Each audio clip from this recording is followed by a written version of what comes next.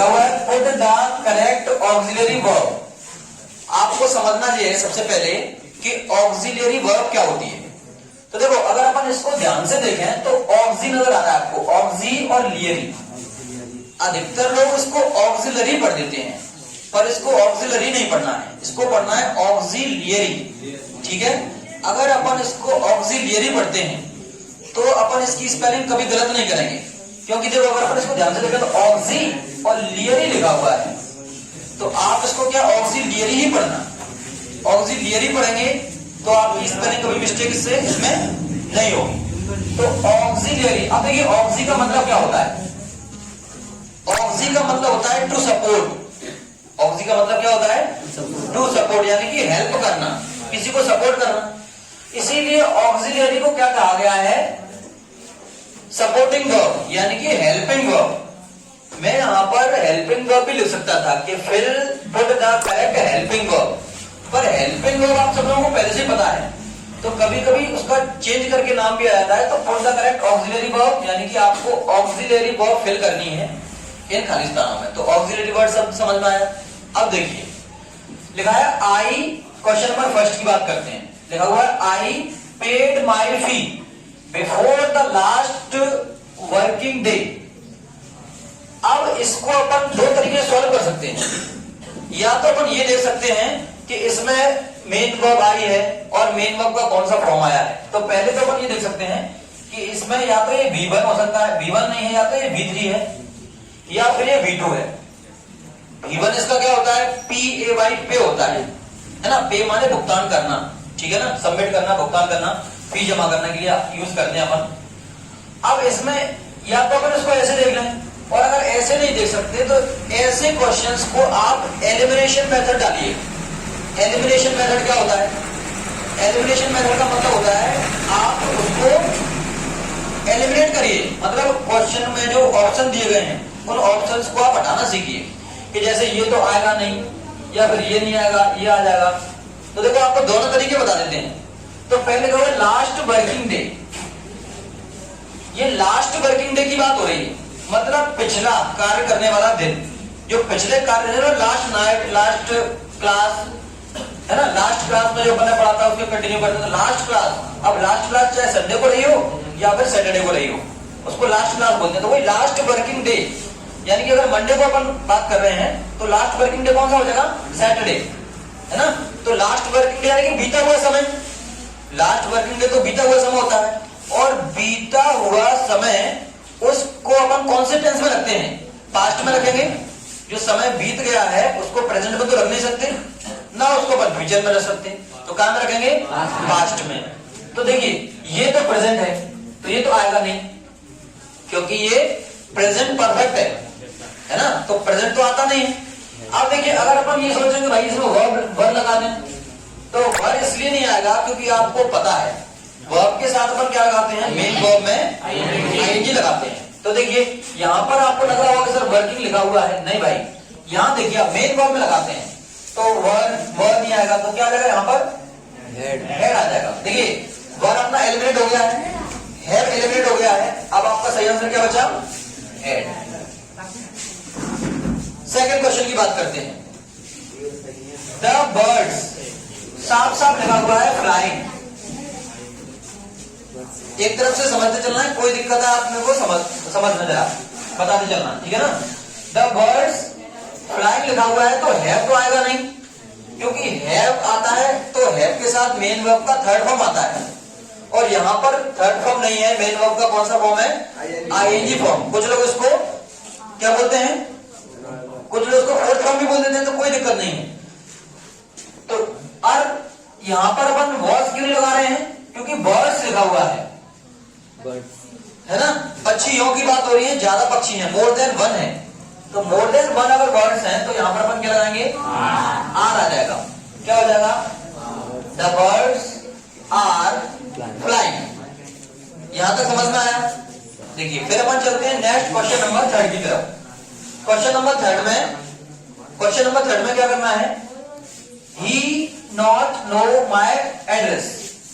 अब देखिए फिर से भाई अगर हैज यहां पर लगाएं तो मेन वर्ब का थर्ड फॉर्म नहीं है, क्योंकि हैज और हैव प्रेजेंट परफेक्ट होता है, और प्रेजेंट परफेक्ट में क्या करते हैं, मेन वर्ब का थर्ड फॉर्म लगाते हैं। और देखिए बहुत अपन क्यों लगाएंगे, क्योंकि आईएनजी फॉर्म नहीं है। काउंट कर दो एक बार, है ना, आईएनजी नहीं है। अब देखा जरा क्या बचा, डज, बात नहीं करनी है। अब देखें डज क्यों आ जाएगा, क्योंकि एक वजह जो सिंगुलर सब्जेक्ट होता है उसमें नेगेटिव सेंटेंस अपन क्या लगाते हैं, डू और डज केवल नेगेटिव और इंट्रोगेटिव में ही आती है, अफर्मेटिव में तो आती नहीं है। क्या हो जाएगा, हाँ वॉज का टिक कर दिया है, वॉज नहीं आएगा, क्या आ जाएगा, डज आ जाएगा। ठीक है, अब देखिए डज क्यों आया है, क्योंकि ये नेगेटिव सेंटेंस है, और नेगेटिव सेंटेंस में आप डू और डज लगा सकते हैं। अगर ये सेंटेंस अफर्मेटिव होता तो यहां पर डज भी नहीं आती, और इसमें ऑप्शन उसी हिसाब से दिए जाते हैं। अगर आप ये सोच रहे हैं कि सर अब यहां पर वॉज नहीं होता, वर होता, या डज नहीं होता, डिड होता, तो क्या करते, तो ये क्वेश्चन से पेपर बनाने वाले जो होते हैं वो अपने हिसाब से ऐसे ही आंसर देते हैं जिसमें एक ही ऑप्शन आए। कई बार ऐसा हो जाता है कि ही रीड अ बुक, तो अपन ये सोचते हैं कि सर मैंने बोला दे रीड अ बुक, तो sir they read a book को मैं प्रेजेंट इंडेफिनिट माने या दे रीड अ बुक को पास्ट इंडेफिनिट माने, क्योंकि रीड की तो तीनों फॉर्म एक जैसी होती हैं। मैंने बोला दे कट द ट्री, तो ये प्रेजेंट इंडेफिनिट भी आप इसको समझ सकते हैं, और दे कट द ट्री को आप पास्ट इंडेफिनिट भी समझ सकते हैं। क्यों भाई ऐसा क्यों हो रहा है, क्योंकि ये जो कट मेन वर्ब है, कट जो मेन वर्ब है उसकी तीनों फॉर्म एक जैसी होती है, सेम। अगला देखिए दे लिखा हुआ है और सबमिटेड लिखा हुआ है। सबमिटेड यानी वर्ब का थर्ड फॉर्म, और थर्ड फॉर्म से क्लियर है, या थर्ड फॉर्म आनी है तो डू नहीं आनी है, और आर नहीं आनी है, क्या जाएंगी, हैव आ जानी है। Very good. फिर देखिए आई लिखा हुआ है, और आई के साथ यहां पर अपन को क्या लिखा हुआ है, एम, हैव और डिड। अब आई के साथ आप लोग क्या करते हैं, बिना सोचे एम लगा देते हैं, तो I am not seen you, अगर ये एम लगा देंगे, ठीक है, कलेक्टर लोग बोल रहे हैं कि एम लगा देंगे, अगर मैंने यहां पर एम लगा दिया तो टेंस कौन सा हो जाएगा, प्रेजेंट कंटिन्यूअस। तो क्या इसमें आपको आई नजर आ रही है, इसीलिए यहां पर एम नहीं आएगा, समझ रहे हैं, तो यहां पर एम नहीं आएगा, क्योंकि ये एम लगाने से टेंस हो जाएगा कौन सा, प्रेजेंट कंटिन्यूअस, और ये टेंस प्रेजेंट कंटिन्यूअस नहीं है। फिर अपन बात करते हैं काय की, हैव की। अब यहां पर अपन हैव लगाते हैं तो मेन वर्ब का थर्ड फॉर्म नहीं है, तो हैव भी नहीं आएगा। अब क्या बचा यहां पर, डिड आ जाएगा, और डिड आने के बाद ये टेंस कौन सा हो जाएगा, पास्ट इंडेफिनिट। ठीक, तो यहां पर क्या फिल कर देंगे अपन, डिड फिल कर देंगे। अगला देखिए द फार्मर्स, रिटर्न नहीं लिखा हुआ है, तो हैव नहीं आनी है और डू नहीं आनी है, क्या जाएगी, तो आईएनजी वाला तो आप समझ ही गए हैं अच्छे तरीके से कि आईएनजी जब आनी होती है अपन क्या कर देते हैं, उसमें इज, एम, आर या वॉज वर्ब में से कोई एक लगाते हैं।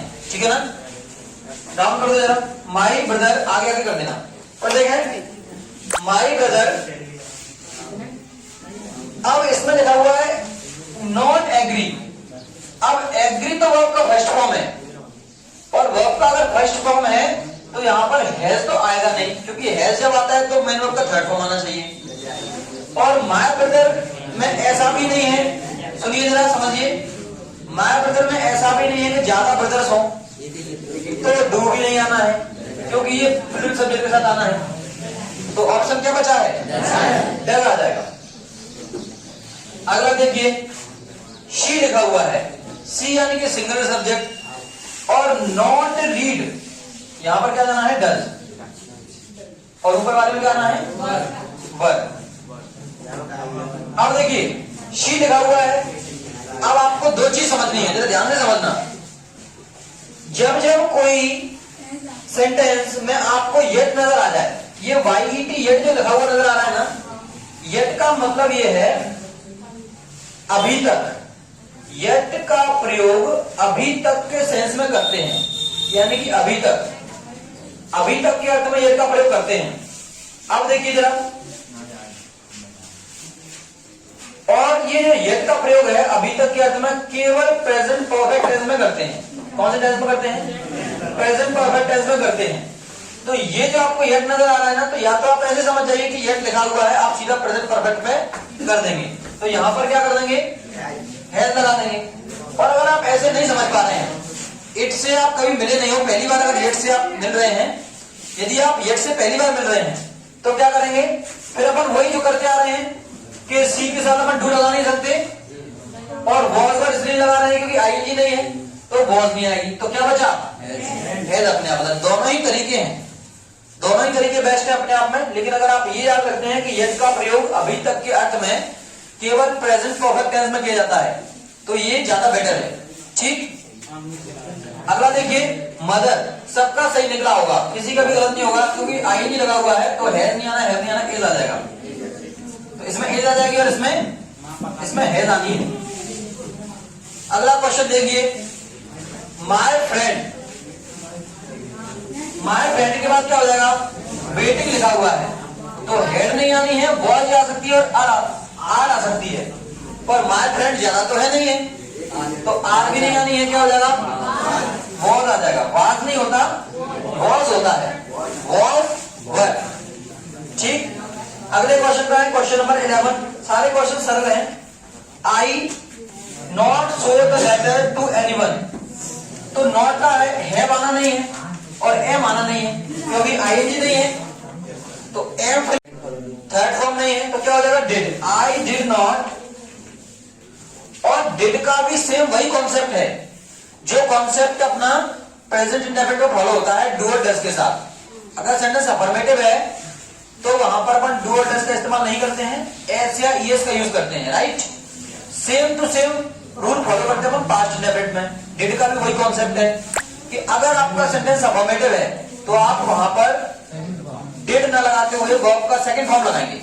वहां पर ऐसे ही लगता था और यहां पर सेकंड फॉर्म लगता है। बट सेंटेंस नेगेटिव है, नेगेटिव सेंटेंस होगा तो डू और डज जरूर आनी है और यहां पर डिड भी जरूर आनी है। मोहन को देखिए, स्लीपिंग लिखा हुआ है, तो मोहन सिंगुलर है तो हैज नहीं आनी है, डज नहीं आनी है, क्या हो जाएगा? वॉज आ जाएगा।